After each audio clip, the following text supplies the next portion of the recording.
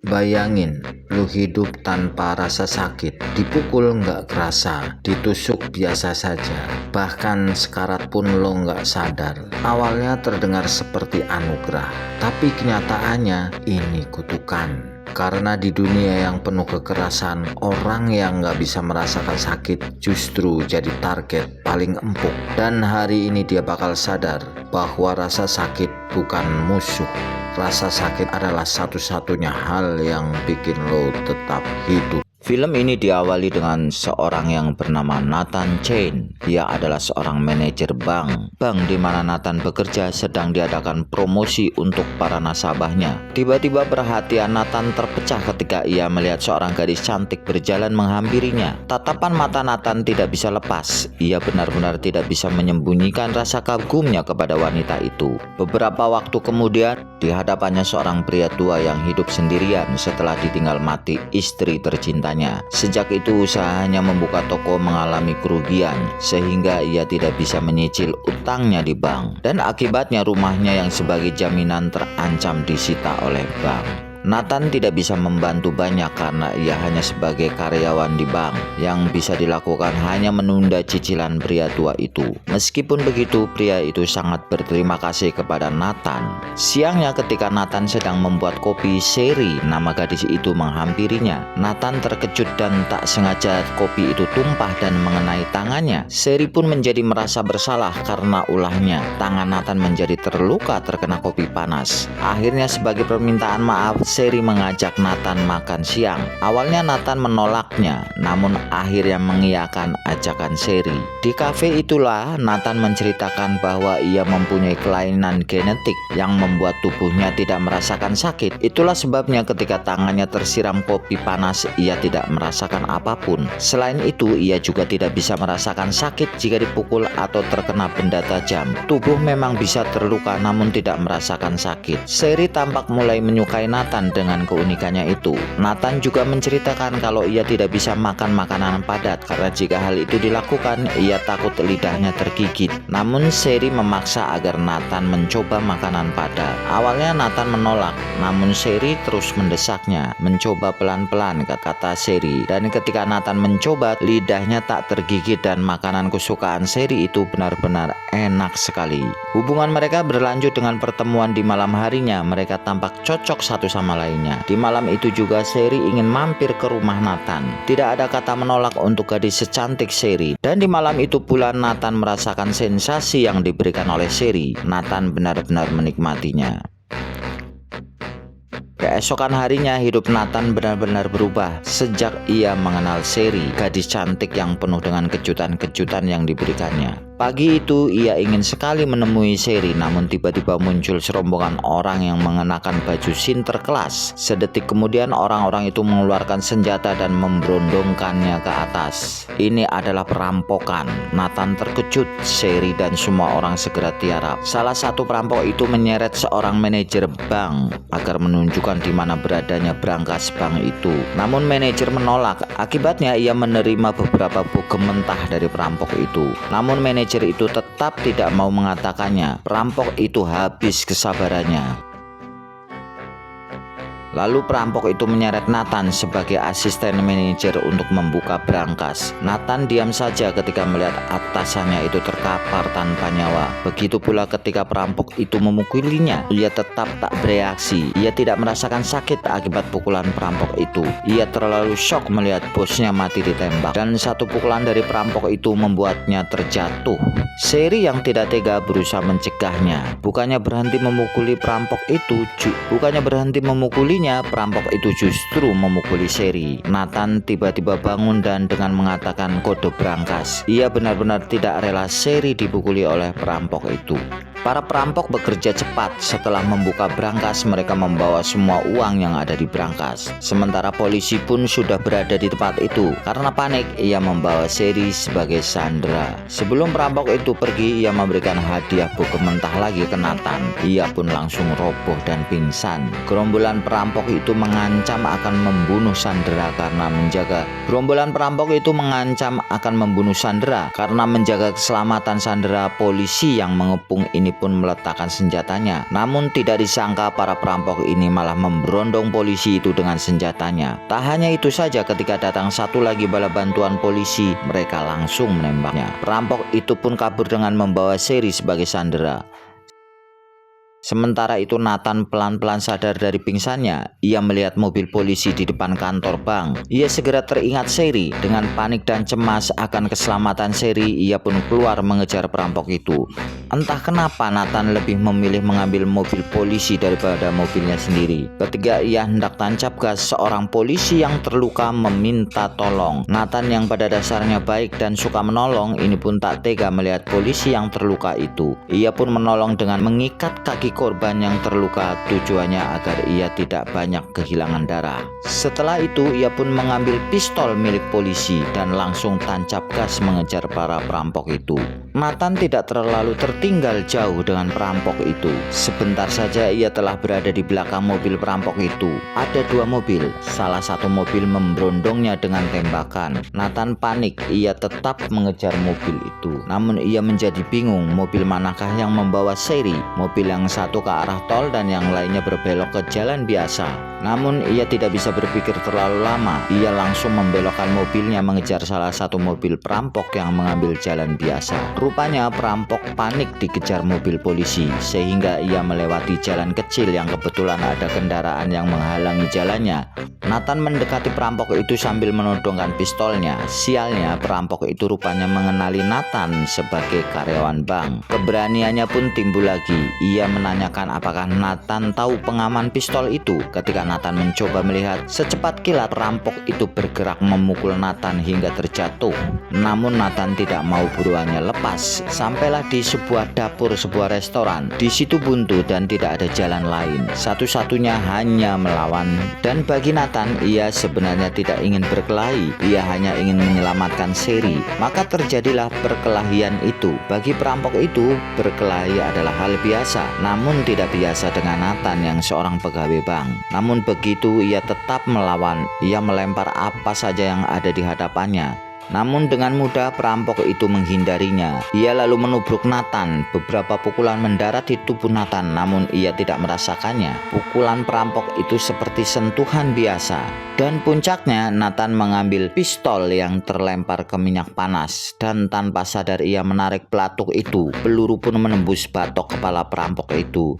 Ia tergeletak mati. Nathan yang seumur hidup tidak pernah menyakiti orang apalagi membunuh, jadi bengong, tak percaya bahwa mayat yang tergeletak di hadapannya adalah hasil perbuatannya. Namun otak Nathan segera bekerja. Ia memeriksa seluruh tubuh perampok itu untuk menemukan petunjuk. Tak ada petunjuk lain selain sebuah tato di lengan perampok itu. Ia pun memotret tato itu. Ia harus bekerja cepat untuk menyelamatkan Sherry, gadis pujaan hatinya. Ia pun langsung tancap gas menggunakan mobil perampok itu. Di dalam mobil ia menelpon Roscoe, salah satu temannya, lebih tepatnya satu-satunya temannya.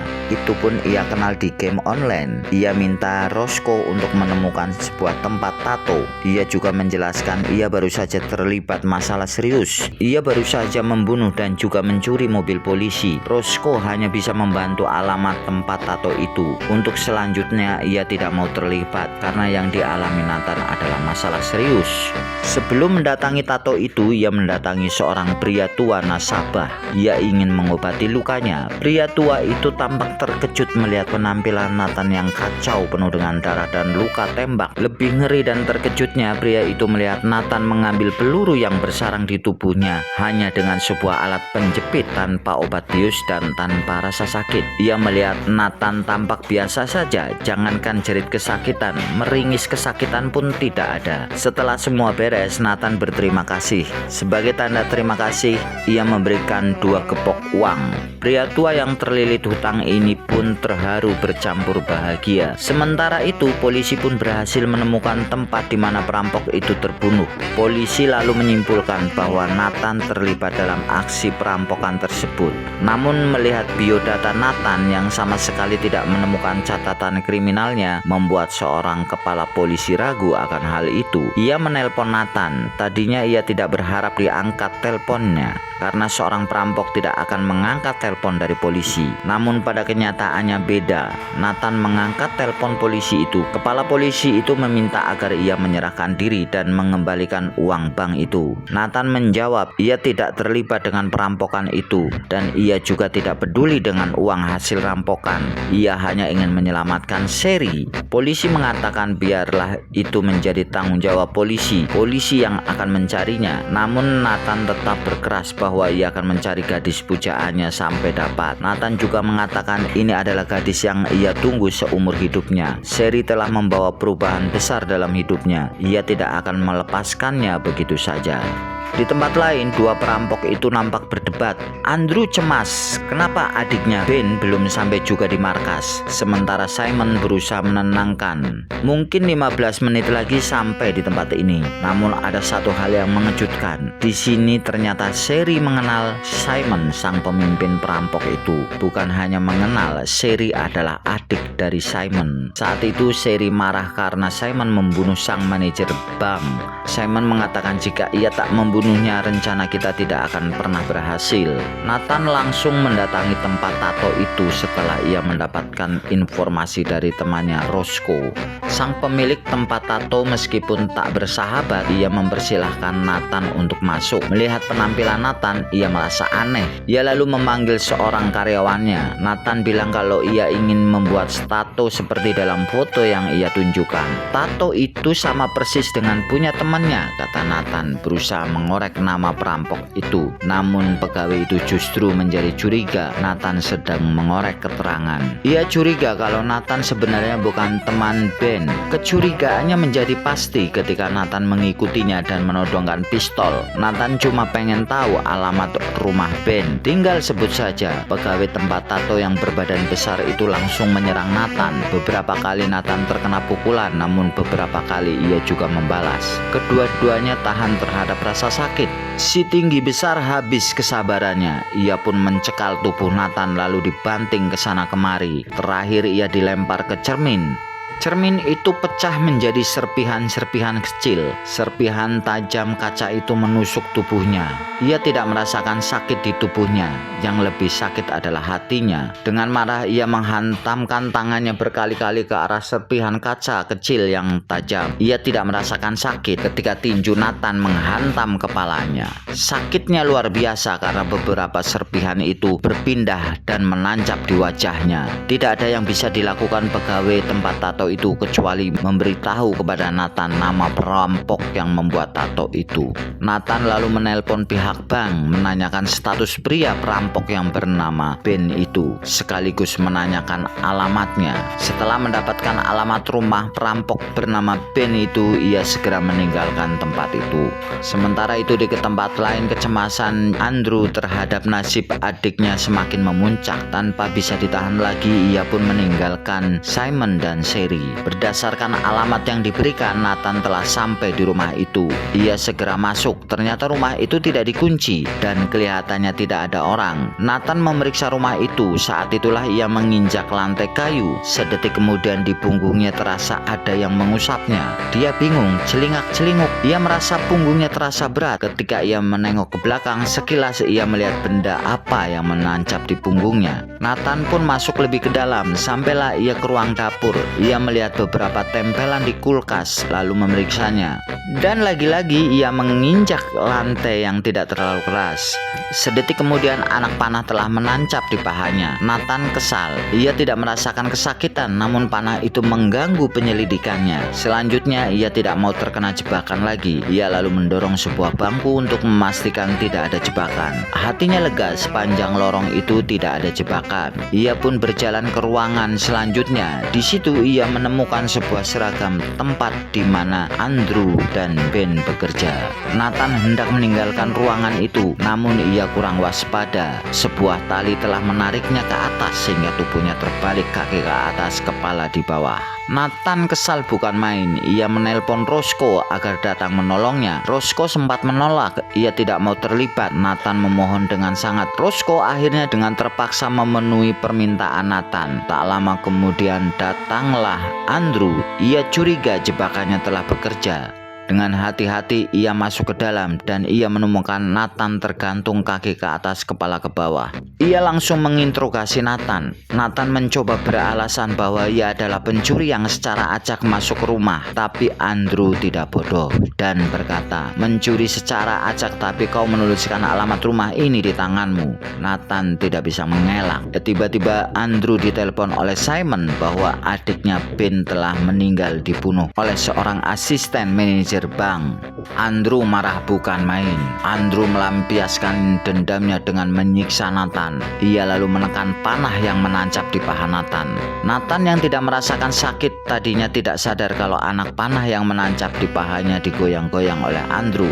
Begitu sadar ia segera berteriak pura-pura kesakitan. Andrew senang melihat Nathan kesakitan. Tidak cukup di situ, Andrew juga melanjutkan penyiksaannya. Siksaan terakhir, Andrew mengarahkan pisaunya ke mata Nathan. Namun itu tidak pernah dilakukan oleh Andrew karena Roscoe datang tepat waktu dan memukul Andrew dengan sebuah balok kayu. Dengan cepat Roscoe membebaskan Nathan, namun ternyata Andrew masih hidup. Ia menyerang Nathan membabi buta.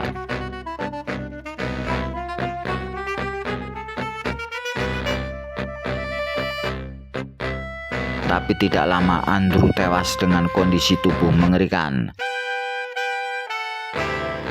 Saat itulah terdengar sirene polisi. Nathan dan Roscoe panik, sementara polisi dengan pengeras suaranya menyuruh Nathan menyerah. Nathan mempunyai ide, dia harus kabur dengan Harley Roscoe. Ternyata Harley tinggal Harley. Yang dibawa Roscoe ternyata sebuah Vespa butut, dan tak lama kemudian melaju dengan kencang sebuah Vespa keluar dari rumah itu. Polisi itu pun mengejar. Tiba-tiba Vespa berhenti, polisi pun berhenti dan menangkap orang yang mengendarai sepeda itu. Ternyata yang mengendarai sepeda adalah Roscoe, bukan Nathan. Polisi pun kena prank. Polisi marah hendak memenjarakan Roscoe, tapi Roscoe mengatakan ia tahu kemana Nathan pergi.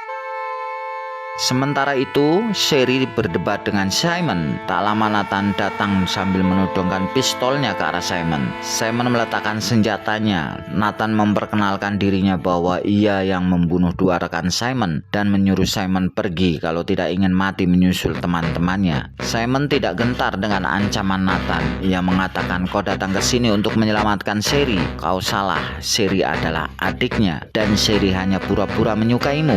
Hancur sudah hati Nathan mendengar itu. Sherry berusaha menjelaskan namun tidak bisa. Nathan menjadi lengah ketika sebuah tangan menelikung dan memukul dagunya dengan telak. Pukulan Simon benar-benar keras membuat Nathan tidak bisa bangun. Tubuhnya lalu diseret ke bawah sebuah mobil dan dengan alat yang ada di situ tubuh Nathan tergencet mobil. Saat itulah tembakan menembus perut Simon. Tak lama muncul polisi dan menggerebek tempat itu. Ketika semua orang mengevakuasi Nathan dan Sherry, tiba-tiba Simon yang belum mati itu menembak polisi yang ada di situ. Lalu ia kabur dengan mobil ambulan. Mobil ambulan yang di situ kebetulan ada Nathan. Sherry membujuk polisi agar ia diizinkan untuk menyusul Simon karena dia tahu kemana Simon pergi. Sementara itu di mobil ambulan, Nathan yang kelelahan itu berusaha mencari akal agar bisa lepas dari Simon dan kesempatan itu datang.